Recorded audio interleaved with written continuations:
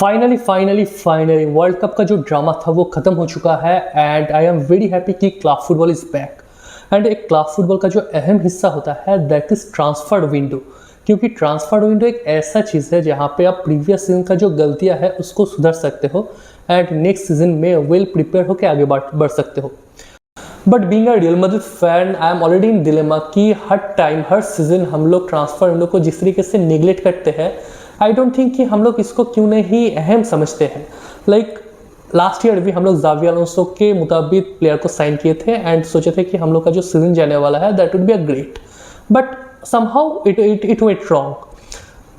But in this summer window हम लोग जिस तरीके से क्रैश कर रहे थे समर विंडो को, हम लोग का लास्ट ईयर जो डिफेंसिव वल्नरेबिलिटीज था उसको एक एक करके समझ रहे थे एंड उसके बाद भी न्यूज़ निकल के आ रहा था कि after World Cup we are going to have multiple profile, two to three profile I guess.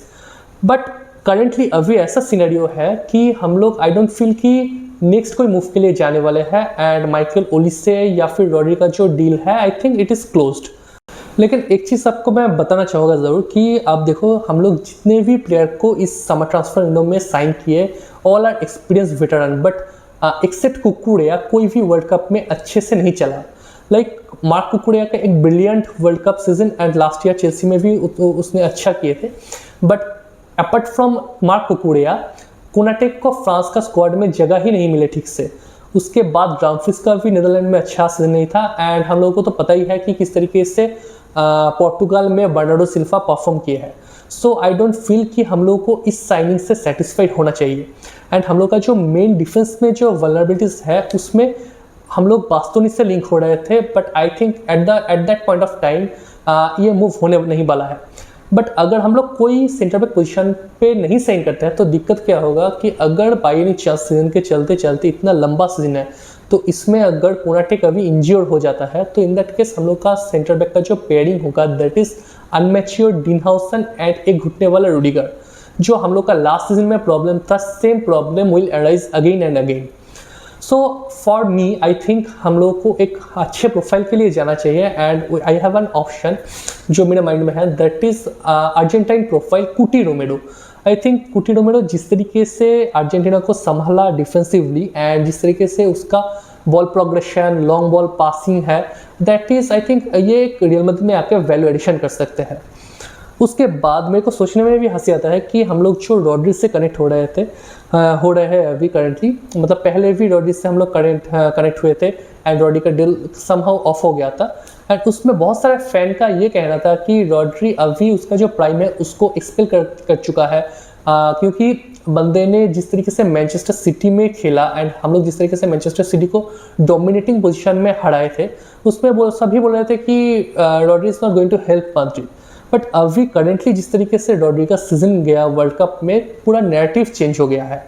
So you can be confuse कि am I against Rodri, absolutely not. But Rodri के साथ साथ हम लोगों को ये भी सोचना चाहिए कि 3-4 प्रॉब्लम है जिसको हम लोग को एड्रेस करना चाहिए ज़रूर। So first problem is Rodri का बैक में एक इंजुरी है जो ये वर्ल्ड कप के बाद ऑपरेट करेगा and for that thing I think 1 to 2 months के लिए Rodri out of the squad रहेगा। सो he can join after September, that is my prediction. Second point यह है कि रॉड्री का अभी जो एज है दैट इज ऑलमोस्ट 30 एंड उसका जो प्राइम है अभी अगर मैं मान भी लेता हूँ कि वो प्राइम से गुजर रहा है तो मेरे ख्याल से most of maximum 2 to 3 years वो दे सकते हैं रियल मैड्रिड को एंड इन दैट टाइम हम लोग को ये नहीं भूलना चाहिए कि he is an ACL injured player. तो हम लोग देखें कि अगर किसी प्लेयर को ACL इंजरी हो जाता है तो रियल मैड्रिड में रिट्रैक्टेबल पिच है एंड जिस तरीके से एक हाई इंटेंस सीजन जाता है तो अगर बाई एनी चांस रॉड्री को ACL इंजरी हो जाता है तो वो हम लोग एक लॉस में आएगा। थर्ड पॉइंट है कि मैनचेस्टर सिटी रॉड्री को आसानी से जाने नहीं देगा क्योंकि उनका जो रिलीजिंग प्राइस है I think it could be 70 million। अब देखो Rodri already world cup and Euro में गोल्डन बॉल जीत चुका है and he is a Ballon d'Or winner. So I don't feel कि रॉड्री को बहुत कम प्राइस में हम लोगों को मिलेगा and for a player like who have ACL injury and जिसका एज ऑलरेडी 30 हो चुका है उसके लिए क्या हम लोग को 70 million देना जस्टिफाइड होगा? That is a big question.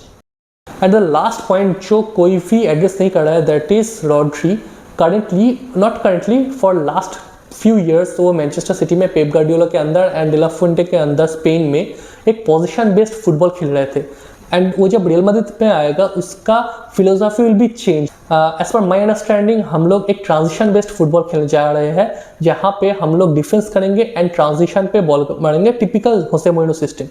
तो इस सिस्टम में वो क्या अडप्ट कर पाएगा, that is a big question. क्योंकि हमने देखे हैं कि देखो स्पेन में अगर बोलो या फिर मैनचेस्टर सिटी में, उसको हेल्प करने के लिए प्राइम केविन डी ब्रुयना था, प्राइम बर्नार्डो सिल्वा था, एंड इवन स्पेन में everyone is very good with the ball. अब डैनी ओल्मो को बोल लो, फैबियन रुइस को बोल लो, जो रॉड्री को सपोर्ट चाहिए वो सपोर्ट प्रोवाइड कर सकते हैं। लेकिन रियल मैड्रिड में क्या वो हो सकता है? Absolutely not. जूड बेलिंगहम मैं मान लिया कि बॉल कुछ टाइम के लिए रख सकते हैं, लेकिन बाकी जो प्रोफाइल है Tchouameni, कामाविंगा, फेदे Valverde, I don't feel वो रॉड्री को उतना सपोर्ट दे सकते हैं कि जितना रॉड्री को चाहिए।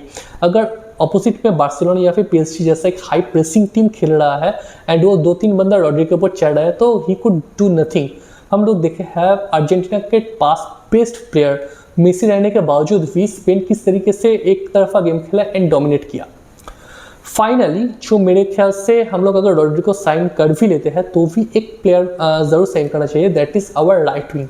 बट द अनफॉर्चुनेटली केस ये है कि माइकल ओलिसे रियल मैड्रिड में आना चाहते हैं। रियल मैड्रिड का भी बहुत मन है माइकल ओलिसे को लाने के लिए, बट प्रॉब्लम इस अभी रियल मैड्रिड बहुत ही डिसेंट दिखा रहा है कि उनके साथ जो बायर्न म्यूनिख का कम्युनिकेशन है, जो रिलेशन है, वो उसको ब्रेक नहीं कर पाएगा, नहीं करना चाहेगा। एंड अगर बायर्न म्यूनिख ये डील को एक्सेप्ट नहीं करते हैं तो रियल मैड्रिड वो बैकआउट कर जाएगा। एंड इन फ्यूचर अगर कभी भी ये प्रोबेबिलिटी आता है, in that case Real Madrid will be there. But हम लोग को इस सीजन सॉल्यूशन चाहिए। हम लोग लास्ट 2 सीजन से ट्रॉफीलेस जा चुके हैं, एंड अगर हम लोग इस सीजन ये 3-4 प्रोफाइल को साइन नहीं कर पाए, आई डोंट फील हम लोग इस सीजन भी कुछ ट्रॉफी जीत सकते हैं। हाँ मान लिया कि 1-2 ट्रॉफी लाइक कोपा डेल रे या फिर सुपर कोपा आ सकता है, क्योंकि हम लोगों के शार्ट से अभी ब्लैक स्ट्राइप हट गया। बट फाइनली मैं एक चीज़ आपको बताना चाहूँगा कि ये जो ट्रांसफर विंडो में हम लोग साइन करते हैं, that is the first case, क्योंकि without having a quality player आप कुछ नहीं कर सकते हो। But after having a quality player क्या आप जीत सकते हो? I don't feel so. क्योंकि पोर्टुगल में world cup best midfield Vitinha, João Neves, Bruno Fernandes, Bernardo Silva होने के बावजूद भी हम लोग देखे हैं कि पोर्टुगल किस तरीके से स्ट्रगल कर रहा था एंड किस तरीके से पोर्टुगल का जो मिडफील्ड था वो ओनली फॉर रॉबर्टो मार्टिनेज का जो बेवकूफ़ी है उसके वजह से सक्सीड नहीं कर पाया। सो आई फील कि it is totally up to the manager कि किस तरीके से मैनेजर प्लेयर के अराउंड सिस्टम बिल्ड कर रहा है। इट क्वाइट पॉसिबल कि विदाउट हैविंग माइकल ओलिसे या फिर रॉड्री, होसे मोरिनो एक ऐसा सिस्टम क्रिएट करते जो मिडफील्ड या फिर बड़े बड़े टीम के अगेंस्ट में अच्छे परफॉर्म किया हो। या फिर ऐसा भी हो सकता है कि after having Michael Olise and Rodri हम लोग अच्छे से गेम नहीं खेल पाए। सो मेन थिंग जो है that is to create the coordination between the players. And अगर ये होसे मोरिनो करने में नाकामयाब रहे तो फिर से हम लोग का जो सीजन है that would be a unsuccessful one.